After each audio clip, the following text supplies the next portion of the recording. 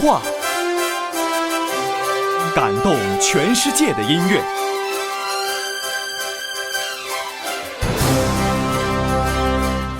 Truth of Touch， 雅尼再次登场。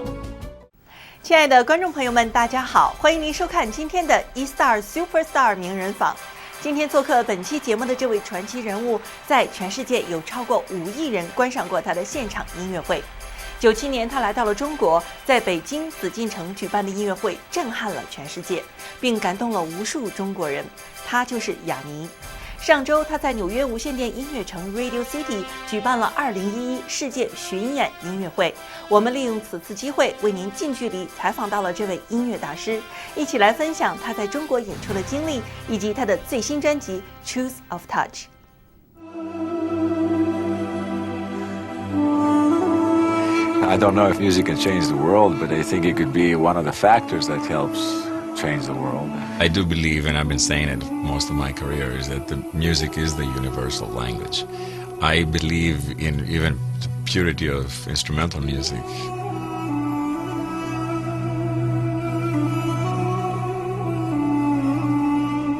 You can express subtle emotions with such accuracy by using the right rhythm, melody, and sound.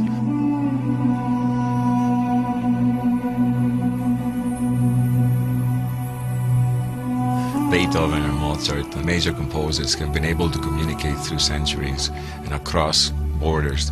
Language is meaningless. The emotions are common. If the music is about an emotion, it will cross the borders.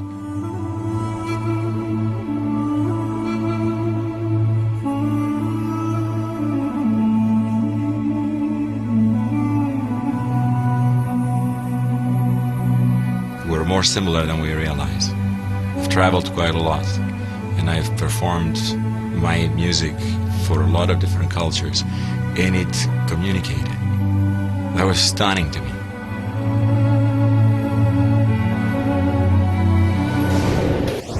Welcome everyone, I'm Ying from E-Star, live from Radio City Music Hall.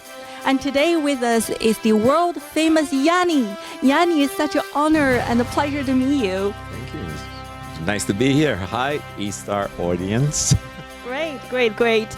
And then I'm so excited to have you on our show. And I really want to let you know that 14 years ago, when you performed in the Forbidden City in China, okay, the broadcast throughout the country, and it captivated hearts and souls of hundreds of millions of Chinese people, including mine. Okay, and actually yesterday I was telling my crew, and when I was a little girl, I spent almost my pocket money just to get your DVD concert. You were such an inspiration. Thank you. Do you remember any great experience in China at that time? Oh my God, we played in the Forbidden City. Obviously, that was an incredible experience. We played at I think the Capital Gymnasium in Beijing, in Shanghai, Guangzhou, Hong Kong. And what I remember is the Chinese people, they were so passionate. I didn't know what to expect. I've never been to China, and it was really cool to see that they got up and they were very vocal, loud, and passionate, and they were applauding and having a good time. Were you surprised? Yes, pleasantly surprised, because I was told that not to expect a big eruption of applause, that the Chinese people tend to be a little more reserved. Yeah, they were all wrong.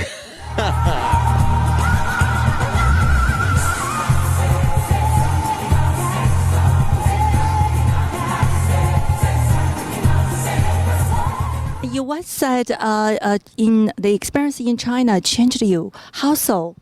Oh, it's impossible to go to a country that big and go to the different cities, because everybody has a different attitude and not be changed.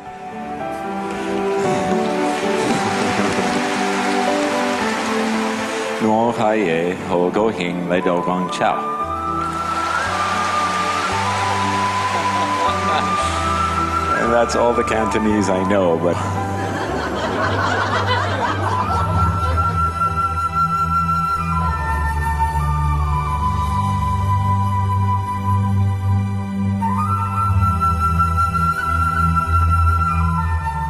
especially your music was such a phenomenon in China, and especially there's a song called Nightingale. You know, it's so touching. And then I don't know, where did you get that inspiration from for that piece?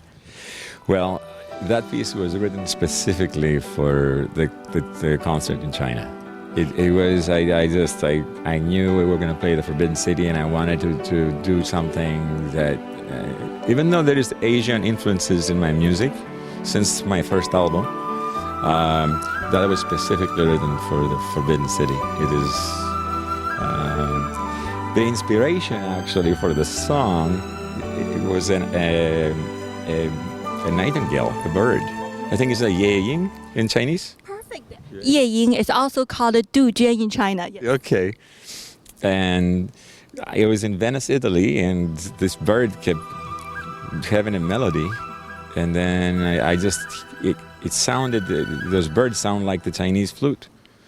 So you're very familiar about the Chinese instrument. Oh, yes, very. My flutist, Pedro Eustache, who's from Venezuela, who played the song.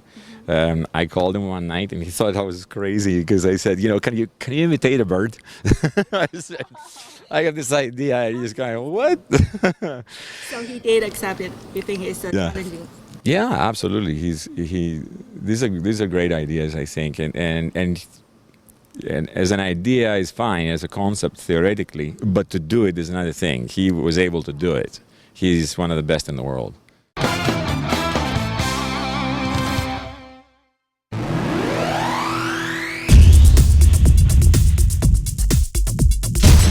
Interesting. Your orchestra band is also called Small United Nations, okay? Yes. And then I don't know, how did you find this talent people all over the world and then with such a diverse cultural background? And how does it all come together?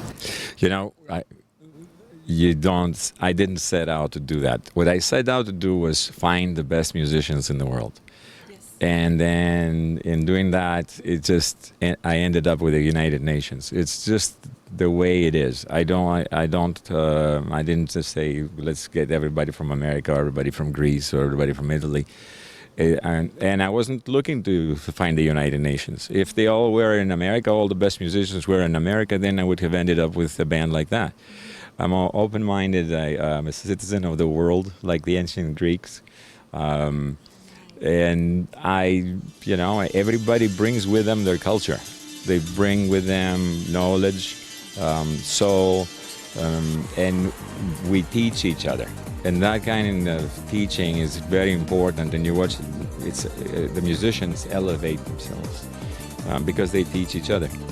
So you can have a Cuban percussionist talking to an Australian Aborigine playing didgeridoo, to a Venezuelan flute player, and they're all sitting there exchanging how music is done and how they do it in Cuba, how they do it in Venezuela.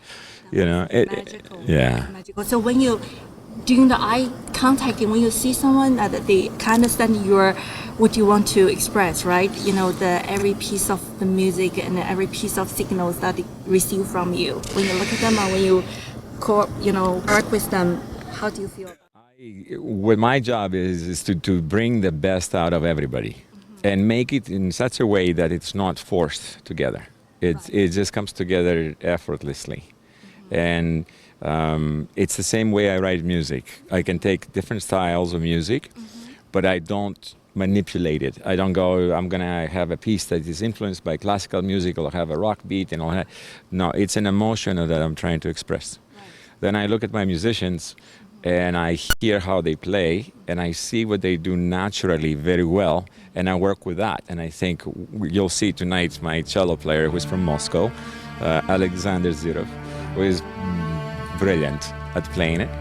I just worked with him on this solo, and we sat down. It took us a couple of weeks to come up with the right notes, but you watch what he does naturally, and you work with that. And he influences the piece, and I influence him. And it's a wonderful way to work.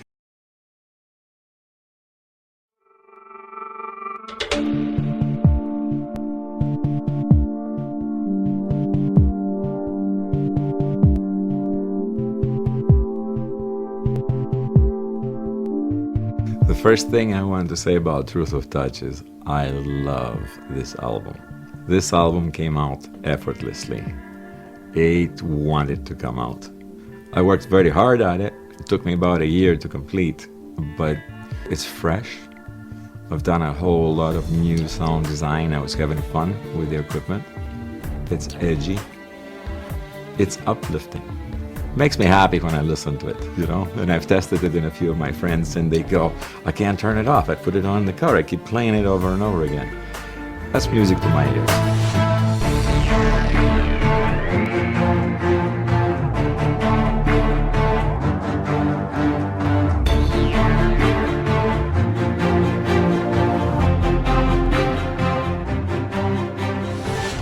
It was time for me to sit down and do some pure Yanni music, which I hadn't done for so long.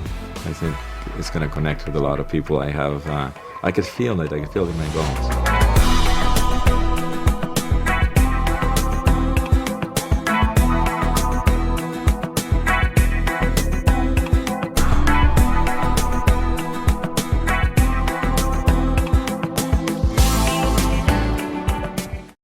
I've only written the music that I wanted to write, that turned me on. Once I begin with a piece of music, I don't let go. But then I won't let go until I'm finished with it. Making Truth of Touch made me very happy. I looked forward to coming in the studio every day, overnight, sometimes no sleep, 2 hours sleep, come back, no eat. You know, you're just working it. It's passion. It's passion work. It's love. You know, there's a lot of you that goes in it.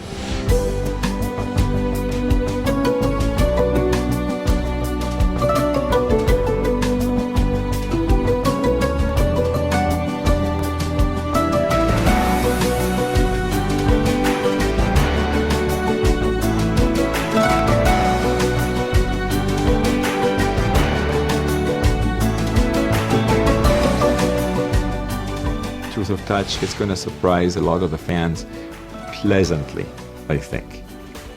You cannot predict this album. I want it to go out now. I'm ready. The album is great. I want people to hear it. Come on, let's play it. I just want to be going out in the street and hear somebody cranking it in the car right next to me.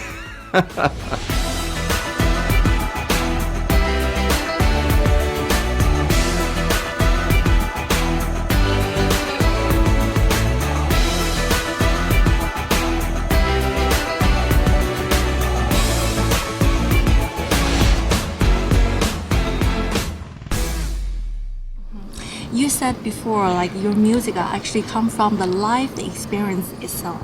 Yes. And then, you know, in the past 5-10 years, what were some of your most recent life experiences that influenced your new album, The Truth of Touch? Usually, I don't want to get into the sad things. I lost. Well, you know, we've been through some tough times too. I lost my mom a few years ago. It's okay. She's here. She's here. She's always here. She came to China, and I will never forget when my mother came. They took us through the whole walk in the Forbidden City by ourselves. And so it was towards the end of her life, and it was an amazing experience.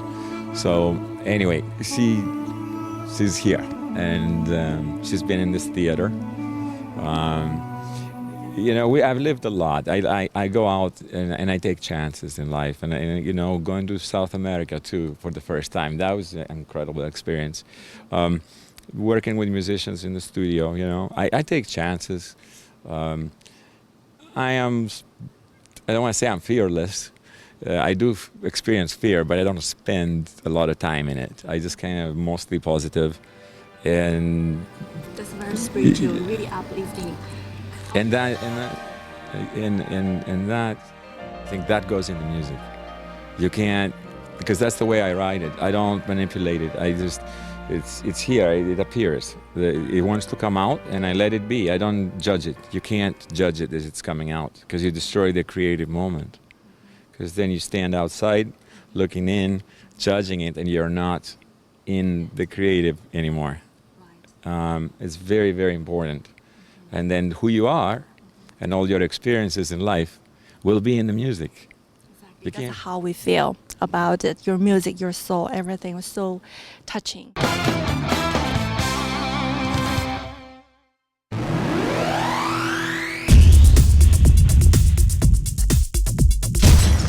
Actually, I remember when you were in China, you said something like this. Truth, imagination, creativity, love, kindness, compassion. So you see, greatness has nothing to do with success or Money and possessions. I will never forget about these words because you are spreading such an important message. So I would like to know, and probably all our audience want to know, that what kind of message you carry out this tour. The message remains the same. This was a part of the message. First, in no particular order, I want to entertain the people who hear the music. I want to elevate them. I want to remind them of their power and how strong we all are. And I feel sometimes that we are talked out of our own strength, and we kind of give up. And if you give up, you lose by default. I want to inspire them so on the way home, they just, I can do anything, and that works. And tonight I will talk to this audience, and if you're here,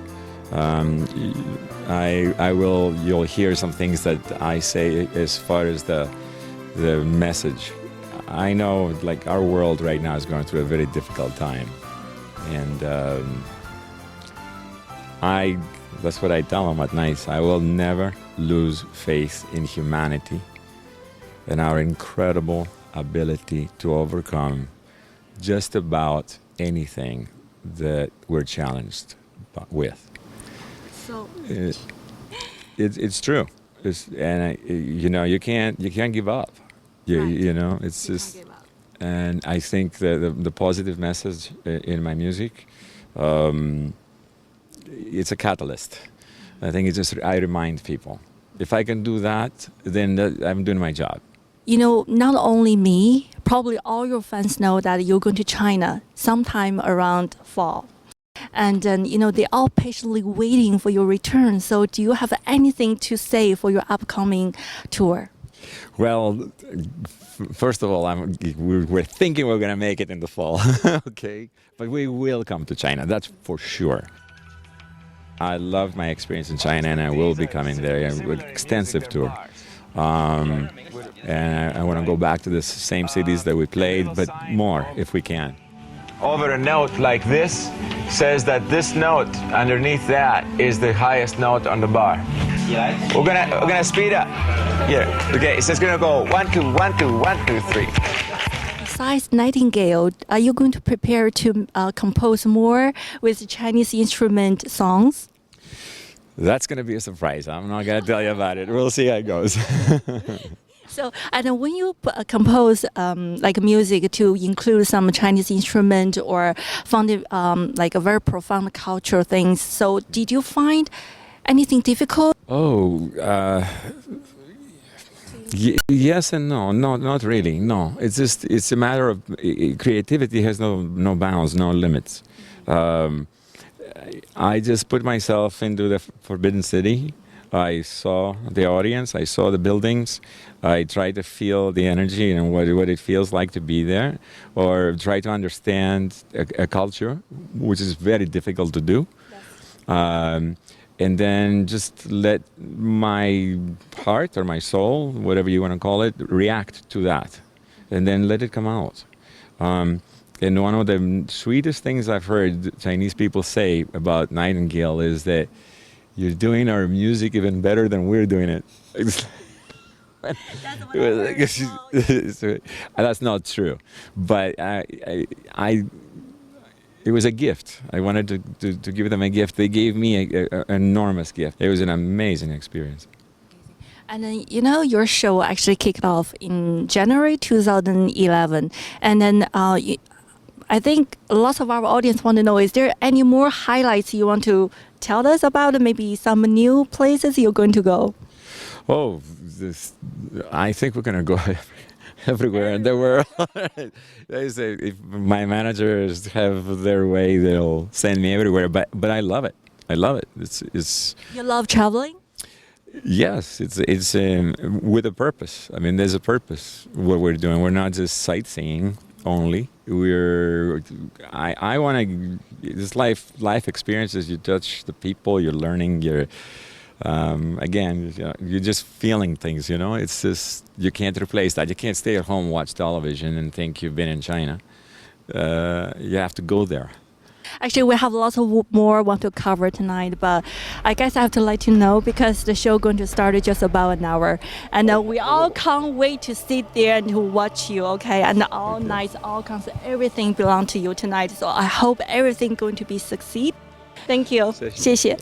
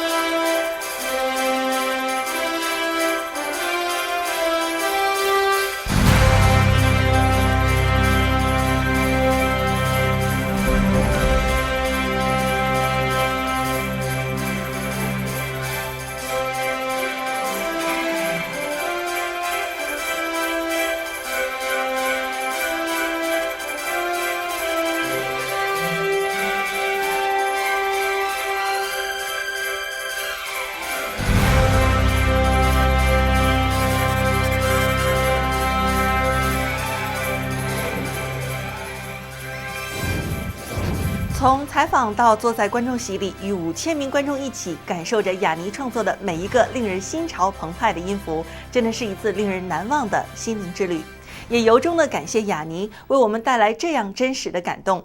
那么在本期节目接近尾声之际，让我们来回顾一下雅尼在建店音乐城的精彩瞬间，以及他对电视机前每一位观众朋友们的诚挚问候。好的，感谢您收看这一期的 E-Star 名人坊，我们下期节目再见。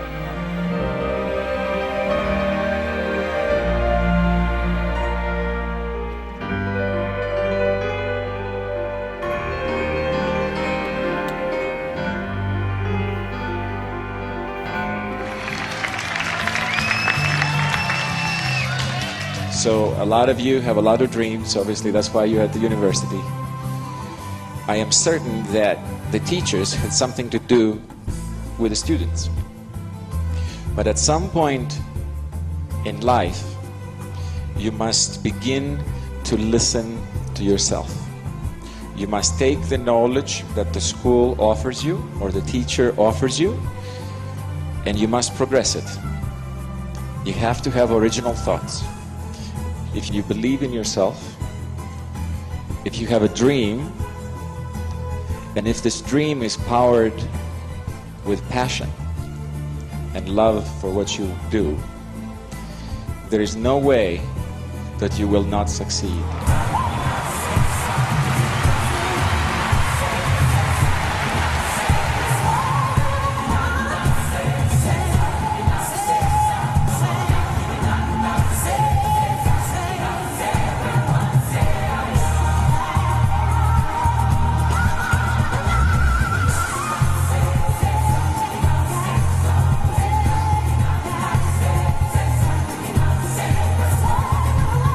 I've traveled the world. I've performed in a lot of places that very few people have. Accomplished a lot of my dreams. I've been very fortunate at that.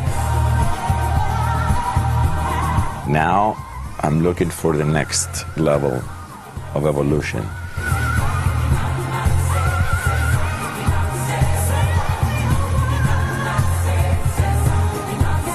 I've dedicated myself for so many years to this art. I feel an obligation to maintain it, or at least to keep developing myself, challenging myself.